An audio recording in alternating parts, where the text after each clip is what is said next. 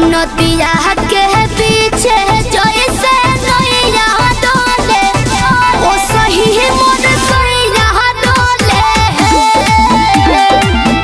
नदिया के पीछे जैसे नैया डोले ओ सही मन सैया डोले।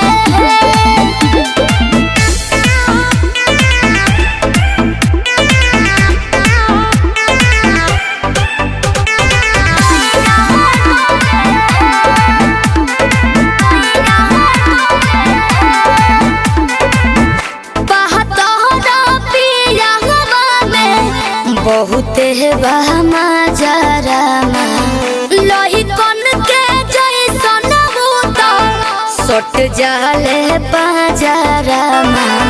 लोही कन के जैसन धारू साराब भन गोटा तना ना सब बताई करेले हउए बहुत ढीला दारू तो हमरो भलाई करेले।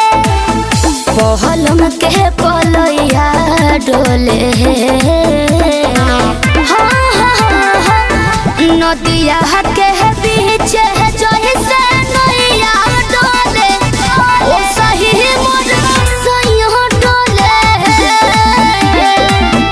नदिया के पीछे जैसे नैया डोले ओ सही मन सैया डोले।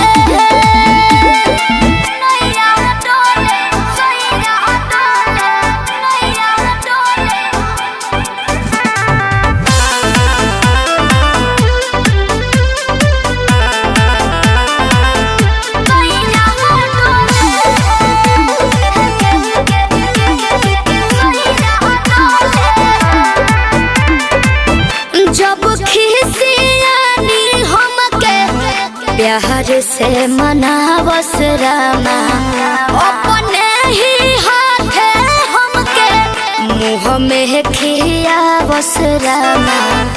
अपने ही हाथे हमके ऊंचा आवाज में न बोलस कबो हमरा के डांट के नु हो कहरेले प्यार वो तो हमारा के सिनवा से साथ के नु हो।